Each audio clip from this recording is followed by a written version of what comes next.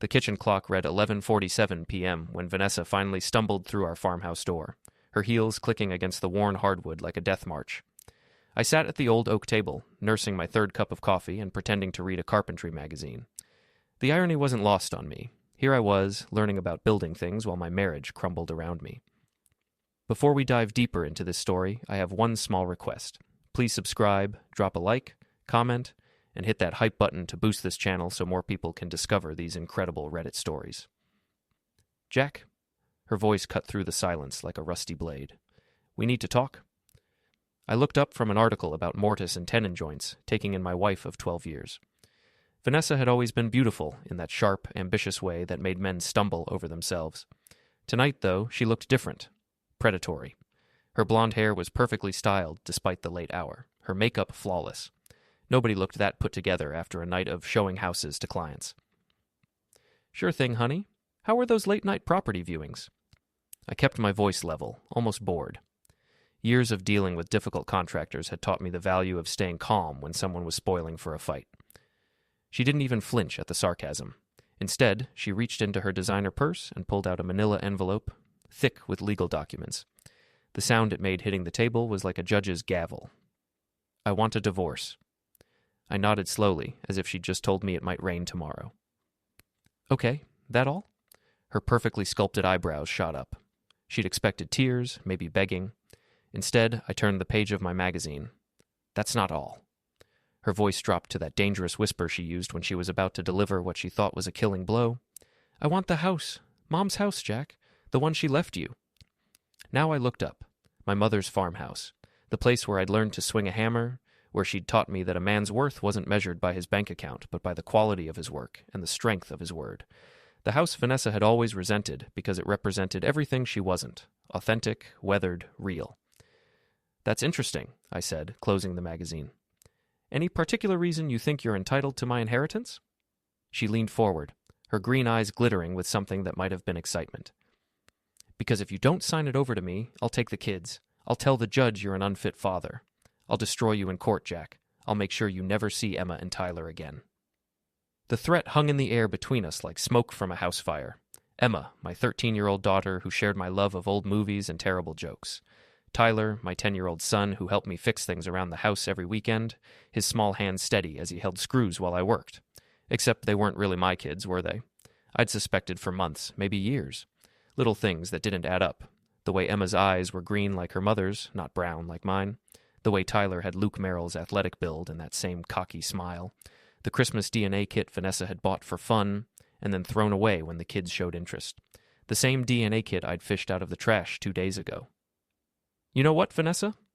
I stood up, stretching like a man without a care in the world. You're right. Why fight it? I'll sign whatever you want. She blinked, clearly thrown. You will? Sure, but not tonight. I'm tired, and this is too important to rush. Give me a week to look everything over, maybe talk to a lawyer, do this right. Her smile was sharp enough to cut glass. Smart man. I knew you'd see reason. She gathered up her papers and headed for the stairs, probably to pack a bag. She'd been staying at her friend Brandy's place more often than not lately, claiming she needed space to think. More like space to screw Luke Merrill without worrying about her husband walking in. After her footsteps faded upstairs, I walked to the kitchen window and looked out at the old carriage house where my mother used to keep her art supplies. Now it housed my workshop, filled with the tools of 3 generations of landrymen. Vanessa wanted to take that too, turn it into some kind of yoga studio or meditation space, over my dead body. I pulled out my phone and scrolled to a number I'd been avoiding for weeks. My sister Marian, the paralegal with a mouth like a sailor and a heart bigger than Maine itself. Jack? Jesus, it's almost midnight. What's wrong? Marian, I need a favor, a big one. Name it. I need the best divorce lawyer in the county, someone who eats people like Vanessa for breakfast. There was a pause, then a low chuckle. It's about damn time. I'll make some calls in the morning. Thanks, sis. And Marian, this stays between us for now. You got it, Jack? Yeah? Whatever she did, whatever she said, you're going to be fine. Better than fine. After I hung up, I walked back to the table and picked up the DNA kit I'd hidden behind the coffee maker. 3 cotton swabs, 3 little plastic tubes, 3 chances to confirm what I already knew in my gut. I'd mailed the samples yesterday. Results would take 2 weeks. Vanessa thought she held all the cards, but she was about to learn something about underestimating a handyman.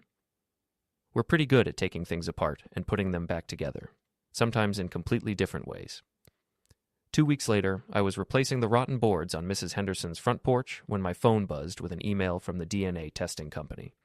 My hands were steady as I opened the attachment, but my heart was hammering like I was using a nail gun. The results were exactly what I'd expected and nothing like I was prepared for. Emma, 0% probability of paternity. Tyler, 0% probability of paternity. I sat down hard on Mrs. Henderson's porch steps, the phone suddenly feeling like it weighed 50 pounds. 12 years? 12 years of birthday parties and scraped knees and bedtime stories. 12 years of believing I was their father while Vanessa knew the truth. The worst part? Looking back, I could see all the signs I'd ignored. The way Luke Merrill always seemed to be around when the kids were playing at the town park. The way he'd ruffle Tyler's hair with that proprietary air. The way Emma had his stubborn chin and that same way of tilting her head when she was thinking. My phone rang. Marian. Jack, I found you a lawyer, Patricia Sawyer.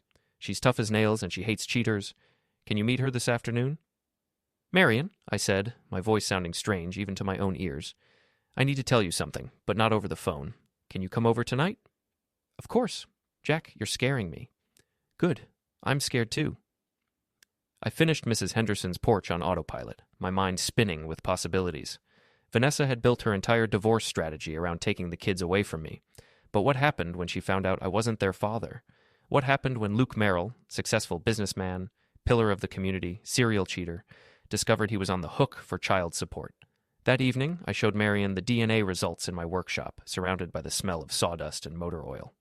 She read them twice, then set the papers down and looked at me with something that might have been pity. Jesus, Jack, I'm so sorry. Don't be sorry yet. Be angry. Because I've got a plan, and I'm going to need your help. I pulled out a yellow legal pad covered with my handwriting. Vanessa thinks she's playing chess, but she doesn't know I've been studying the board. She wants the house? Fine. She wants to use the kids as weapons? Okay. But she's about to learn that every weapon cuts both ways. Marian leaned forward, her paralegal instincts kicking in. What are you thinking? I'm thinking about giving her exactly what she's asking for. A public divorce, a custody battle, and a paternity test, in front of the whole town. That's... Marian paused, a slow smile spreading across her face. That's diabolical. That's justice. The next morning, I drove to Patricia Sawyer's office in downtown Millbrook. She was a small woman in her 50s with steel gray hair and eyes that could cut diamond. Her office walls were covered with certificates and awards, but what caught my attention was the framed quote behind her desk. The truth will set you free, but first it will piss you off. Mr. Landry, she said, shaking my hand with a grip that could crack walnuts. Your sister tells me your wife is trying to take your mother's house. Among other things, I handed her the DNA results. I think you'll find this interesting reading. She scanned the documents, her expression never changing. When she finished, she leaned back in her chair and studied me. What do you want, Mr. Landry? Really want? I want her to face the consequences of her choices. I want the truth to come out, and I want to keep what's mine. What about the children? That was the question that had been eating at me for 2 weeks. They're innocent in all this. Whatever happens between Vanessa and me, I don't want them hurt. But I also won't let her use them as weapons against me anymore. Patricia nodded slowly. I can work with that. But I need to warn you, this is going to get ugly. Small towns love their gossip, and this story has everything. Adultery, false paternity, real estate fraud. Real estate fraud? Oh yes. If your wife has been claiming you and the children as dependents on her business taxes while planning to abandon you, that's fraud. If she's been using marital assets to fund her affair, that's fraud too. If she's been hiding income or assets in preparation for divorce, well, she smiled, and it wasn't entirely pleasant. Let's just say I'm very good at finding hidden things. I left Patricia's office feeling something I hadn't felt in months. Hope. Not the naive kind that believes everything will work out fine, but the hard-earned hope that comes from having a plan and the tools to execute it. That night, I sat in my workshop and started building something I'd been thinking about for weeks. A small wooden box, perfectly crafted with dovetail joints and a hidden compartment. Inside, I placed copies of all the important documents. The DNA results, bank statements, photos I'd taken of Vanessa's car parked at Luke's house, everything Patricia would need to destroy my wife's credibility in court. But first, I had to set the trap. The next few weeks passed in a careful dance of deception. I played the part of the defeated husband, agreeing to Vanessa's increasingly outrageous demands while secretly documenting everything. She wanted me to move out of the master bedroom? Fine. She wanted access to my workshop to evaluate its potential? Of course. She wanted me to start looking for an apartment? Absolutely. What she didn't know was that I'd installed a small GPS tracker on her car, courtesy of my buddy Ray, who ran the local auto shop. She also didn't know that I'd been recording our conversations, thanks to a voice-activated recorder Patricia had recommended. Most importantly, she didn't know that I'd already filed for divorce, requesting emergency custody hearings and mandatory paternity testing for both children. The papers would be served at the worst possible moment. Vanessa had been getting bolder, more careless. She'd started bringing Luke around the house when she thought I wasn't home, letting him swim in our pool and eat food from our refrigerator. The man had the kind of arrogance that comes from never facing real consequences, the sort of entitled swagger that made my teeth ache. Luke Merrill owned CrossFit Millbrook and drove a white Tesla that he parked like he was taking up 2 spaces on purpose. He had the kind of artificially perfect smile that came from expensive dental work and the moral flexibility of a weather vane. At 32, he'd never been married, never had kids, and never met a married woman he couldn't charm into bed. He was about to get a very expensive education. The opportunity came on a Saturday morning in July. Vanessa had taken the kids to her mother's house in Portland, claiming they needed time away from the tension. I was in my workshop when I heard the familiar hum of Luke's Tesla pulling into my driveway. Through the window, I watched him get out of his car like he owned the place, wearing designer workout clothes that probably cost more than most people's rent. He had a key to my house. My wife had given another man a key to the home my mother had left me.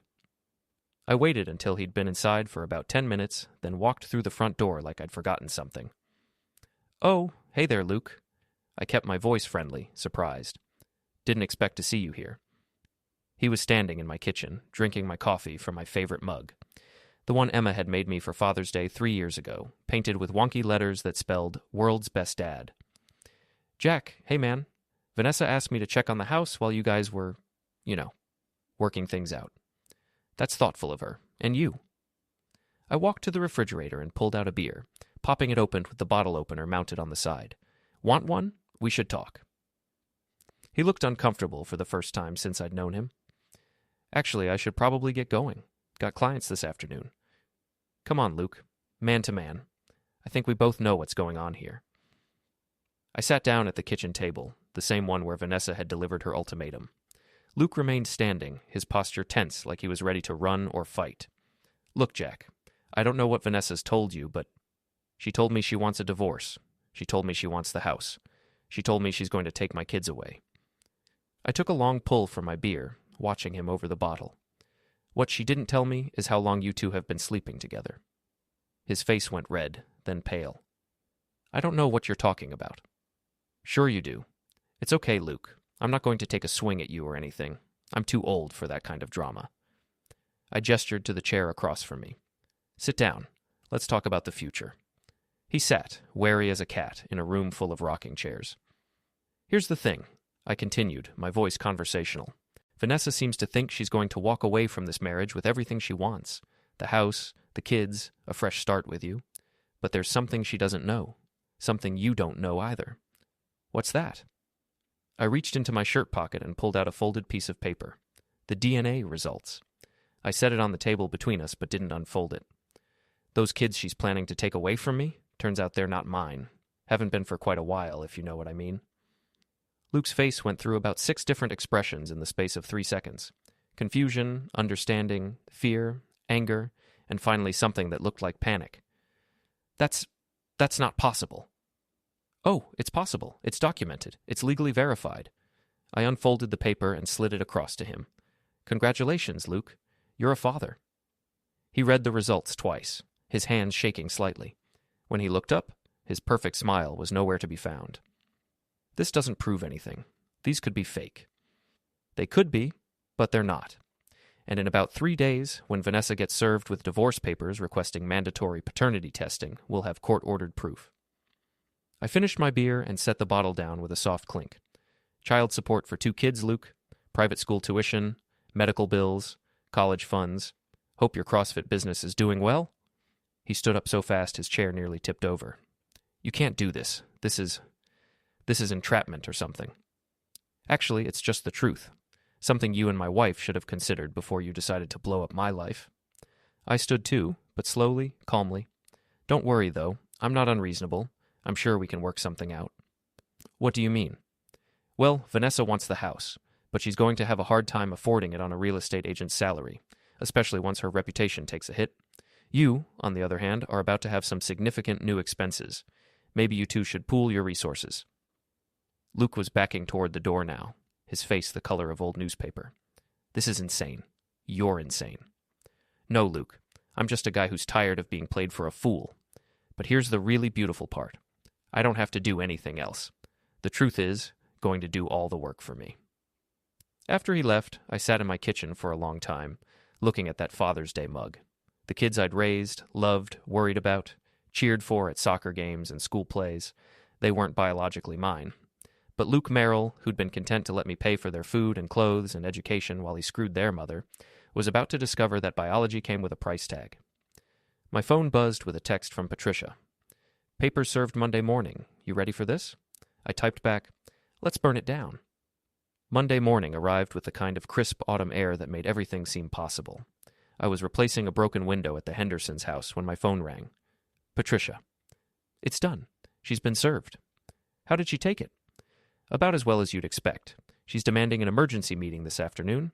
I told her we'd be happy to discuss settlement terms. Settlement terms?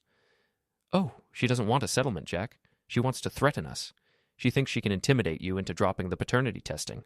She doesn't understand that she's not holding any cards anymore. That afternoon, I sat in Patricia's conference room across from my wife and her lawyer, a nervous-looking man named Bradley who kept adjusting his tie. Vanessa looked like she hadn't slept, her perfect makeup unable to hide the dark circles under her eyes. This is ridiculous, Jack, she started before anyone else could speak. Demanding paternity tests? Those are your children. You know they're your children. Actually, Patricia said, sliding a folder across the table, my client has reason to believe otherwise. We have documentation supporting his concerns. Bradley opened the folder and his face went pale. The DNA results, photos of Vanessa's car at Luke's house, bank records showing unusual spending patterns, copies of text messages I'd recovered from an old phone backup. Where did you get these? Vanessa's voice was shaking now. That's not really the issue, Mrs. Landry, Patricia replied smoothly. The issue is what they represent, a pattern of deception, adultery, and fraud. Fraud? Claiming children who aren't your husband's as dependents on your business taxes, using marital assets to fund an extramarital affair, attempting to defraud your husband of his inheritance through false pretenses. Patricia's smile could have frozen hell. Should I continue? Vanessa looked at her lawyer, who was frantically scribbling notes and looking like he wanted to be anywhere else. What do you want? She finally asked. What we want, I said, speaking for the first time, is the truth. A court-ordered paternity test, full financial disclosure, and an end to the threats about taking my house. Your house. Vanessa's voice rose to something approaching a shriek. I've lived in that house for 12 years. I've put work into it, money into it. You've lived in it, I agreed. But you've never loved it. You've always seen it as something to be changed, improved, modernized. You wanted to tear down my mother's garden and put in a pool. You wanted to convert the carriage house into a yoga studio. You wanted to paint over the original wood paneling because it was too rustic. I leaned forward, my voice still calm but with an edge that could cut steel. That house has been in my family for 3 generations. My grandfather built the carriage house with his own hands. My father taught me to use tools in that workshop. My mother left it to me because she knew I'd preserve it, protect it, pass it on. To who? Vanessa snapped. Those kids aren't even yours. The silence that followed was deafening. Bradley actually winced. Patricia just smiled. Thank you, Patricia said sweetly. That will make the custody hearing much simpler. The meeting ended with Vanessa storming out and Bradley promising to call with a settlement offer. I drove home feeling lighter than I had in months, but also strangely empty. 12 years of marriage, over. 2 children I'd loved as my own, about to learn their father was someone else entirely. That evening, I was in my workshop when I heard a car door slam. Through the window, I saw Luke's Tesla, but this time he wasn't alone. Vanessa was with him, and they were arguing. I couldn't hear the words, but their body language told the story. Luke was gesturing wildly, probably explaining his new financial obligations. Vanessa was crying, probably realizing that her knight in shining armor was more like a knight in aluminum foil. They argued for about 10 minutes before Luke got back in his car and drove away, leaving Vanessa standing in my driveway. She stood there for a long time, looking at the house before finally walking to the front door. I met her in the kitchen, the same place this had all started. "The kids know," she said without preamble. I had to tell them before they heard it from someone else. "How are they taking it?" "How do you think? Emma's not speaking to me. Tyler asked if he could live with you anyway." She sat down heavily at the table. "This isn't how I wanted things to go, Jack." "How did you want them to go, Vanessa? You were going to take my house, take the kids, and ride off into the sunset with Luke. What part of that plan included considering anyone else's feelings?" "I never meant for it to get this complicated." "You mean you never meant to get caught?" She looked up at me then, and for just a moment I saw the woman I'd married, young, ambitious, but not yet hardened by disappointment and greed. "I haven't been happy for a long time, Jack. We haven't been happy." "You're right. But there were ways to handle that didn't involve lies and theft and using children as weapons. So what happens now? Now we tell the truth, all of it, to the kids, to the court, to the town, and we deal with the consequences like adults." She nodded, tears streaming down her face. "Luke says he's not ready to be a father. He says the timing is all wrong. Luke's going to learn that biology doesn't care about timing. Those kids didn't ask for any of this, but they're going to need support, financial and emotional. What about us? What about Emma and Tyler and you?" I thought about that for a long moment. "I've been their father for 13 and 10 years, respectively. A piece of paper doesn't change that, but it does change the legal situation, and it changes what I'm willing to tolerate from you." The next few weeks passed in a blur of legal meetings, court appearances, and difficult conversations. The paternity test results were officially confirmed. Luke was legally established as the father and immediately hit with child support obligations that made his Tesla payments look like pocket change. The town gossip mill went into overdrive. Small communities love nothing more than a good scandal, and this one had everything: sex, lies, money, and children caught in the middle. But something unexpected happened. Instead of the sympathy for Vanessa that I'd been dreading, most people seemed to be on my side. The general consensus seemed to be that I'd been wronged, that Vanessa and Luke had gotten what they deserved. Ray, who owned the local auto shop and knew everyone's business, summed it up best. "Jack Landry's a good man who got screwed over by his wife and that pretty boy with the fancy car. About time someone stood up for the working guy." The custody hearing was scheduled for a Thursday morning in November. The courthouse was packed. Apparently half the town had decided this was better entertainment than cable TV. I sat with Patricia at the plaintiff's table, wearing my best suit and trying to project calm confidence. Vanessa sat across the aisle with Bradley, who still looked like he'd rather be anywhere else. Luke was conspicuously absent, probably hoping that if he ignored the situation long enough, it would go away. Judge Morrison was a no-nonsense woman in her 60s who'd been handling family court for 20 years. She'd seen every kind of custody dispute imaginable, but I got the impression this one was unusual even for her. "This is quite a situation we have here," she began, looking over the case file.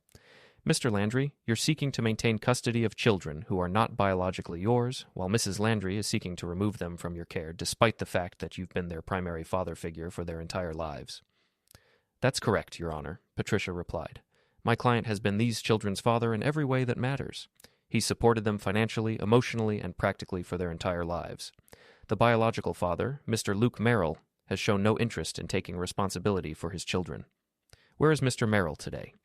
Bradley cleared his throat.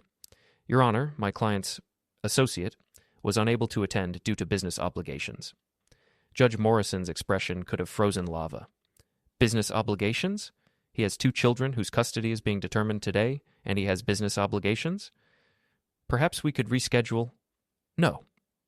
The judge's voice cut through the courtroom like a blade. "We will not reschedule. Mr. Merrill has been properly notified of these proceedings. His absence speaks volumes about his commitment to these children." She turned to Emma and Tyler, who were sitting in the front row with my sister Marian. "I'd like to speak with the children in my chambers." 20 minutes later, Judge Morrison returned with Emma and Tyler. Both kids looked like they'd been crying, but Emma walked straight to me and sat down in the chair Patricia had vacated. "Your Honor," she said, her 13-year-old voice steady despite her tears, "I want to stay with Dad, Jack, whatever you want to call him. He's the only father I've ever known, and he's the only father I want." Tyler nodded vigorously. "Me too. Luke's not my dad. He doesn't even know my middle name." Judge Morrison looked at Vanessa. "Mrs. Landry, these children have made their preferences clear. Do you wish to contest their decision?" Vanessa looked at her children, then at me, then at her lawyer. "No, Your Honor, I think they should stay with Jack." "Very well. Custody of both minor children is awarded to Jack Landry, with visitation rights for Mrs. Landry to be determined. Mr. Merrill will be responsible for child support as the biological father." As we left the courthouse, Emma grabbed my hand. "Dad, are you really going to let Mom visit?" "Of course, sweetheart. She's still your mother, and she loves you. Sometimes adults make mistakes, but that doesn't mean they stop loving their children." "What about Luke?" I thought about that. Luke's going to have to figure out what kind of father he wants to be. That's his choice. But you don't have to worry about that right now. That evening, the four of us, me, Emma, Tyler, and Marian, had dinner at the kitchen table. It felt different from before, but not necessarily bad. More honest, maybe. More real. After the kids went to bed, Marian and I sat on the front porch with a couple of beers, looking out at the carriage house where 3 generations of Landry men had learned to work with their hands. "So what now?" she asked. "Now we figure out how to be a family. A different kind of family than we were before, but still a family." "What about Vanessa? What about her? She made her choices. She'll have to live with the consequences. And Luke?" I smiled, and it probably wasn't entirely pleasant. "Luke's about to learn that being a father is expensive. Child support for 2 kids, plus he'll probably want to set up college funds if he has any sense. His CrossFit business better be doing really well." "You know he's been telling people around town that you trapped him, right? That this whole thing was some kind of elaborate revenge plot?" "Maybe it was, maybe it wasn't. Does it matter?" I took a long pull from my beer. "The truth is the truth, Marian. Emma and Tyler are his biological children. I've been supporting them for years while he was screwing their mother. Now it's his turn to step up." "And if he doesn't?" "Then the state will garnish his wages and put liens on his property until he does. That's how child support works." We sat in comfortable silence for a while, listening to the sounds of a small town settling in for the night. Dogs barking in the distance, the hum of traffic on the main road, the rustle of leaves in the old oak tree my grandfather had planted. "Jack? Yeah? I'm proud of you, the way you handled this whole thing. You could have gotten ugly, could have tried to hurt them the way they hurt you. Instead, you just told the truth and let the consequences fall where they would." "Thanks, sis. That means a lot." What I didn't tell Vanessa was that sometimes the truth is the sharpest weapon of all. She'd built her world on lies, assuming I'd stay quiet, that my love for the kids would keep me compliant. She never imagined what would happen if I simply refused to play her game. Luke thought he could live consequence-free, fathering children another man would raise. He never imagined the truth going public, his name tied to child support for the next 8 years. The thing about truth is, once it's out, it grows wings. In small towns, it spreads faster than fire and burns hotter. Vanessa's real estate career evaporated. No one wants to buy a home from someone who broke her own. Luke's CrossFit gym started bleeding clients. People prefer their trainers without scandal attached. Meanwhile, my handyman business exploded. Turns out people respect a man who stands his ground, protects his family, and doesn't back down when it would have been easier to give in. 6 months later, I was building a treehouse when a white Tesla rolled up. Luke climbed out slowly, his swagger gone. "Jack," he said, "can we talk?" He looked smaller, like life had finally humbled him. "I want to see them, Emma and Tyler. I've been paying child support. I just want to be their dad again." I studied him. "They're inside, but if you come back, it's for good. No more disappearing, no more half-effort." He nodded. "I understand." "Do you? Because they've been through enough." "I get it, really." "Then come in. But it happens on their terms." He hesitated, then said softly, "I'm sorry, Jack. You're a better man than I am." "Maybe," I said, "but that's not the point anymore." Over time, the kids warmed to him, slowly, cautiously. Luke surprised me by showing up. School projects, soccer games, birthdays. Maybe guilt had matured into responsibility. Maybe he'd finally learned what being a father meant. Vanessa moved to Portland, working quietly for a small real estate firm. She called the kids twice a week, visited every other weekend. Her life wasn't glamorous anymore, but it was honest, probably for the first time. As for me, I kept the house, the business, and the kids. I worked with my hands, built things that lasted. Some evenings I'd sit on the porch, watching them play in the yard, thinking about how differently it all could have gone. Vanessa had tried to take everything, Luke had tried to escape everything, and both of them ended up with exactly what they'd earned. And me? I'd been ready to lose everything and somehow kept what mattered most. The truth had set us all free. Just not gently. A year after the divorce, I was teaching Tyler how to use a hand plane when Emma came running in. "Dad, someone's here to see you." At the door stood a woman about my age, kind eyes, calloused hands, holding a broken picture frame. "Mr. Landry? I heard you do good work. This belonged to my grandmother." I examined it. The corner joint had split cleanly. "I can have it fixed by tomorrow," she smiled. "That'd be wonderful. Thank you." When she left, Emma grinned. "She's pretty, Dad." "She needs a frame fixed, that's all," I said. "Sure, Dad, that's all." That night, as I glued the joint and wiped away the excess, I thought about second chances, the way something broken can be rebuilt, stronger than before.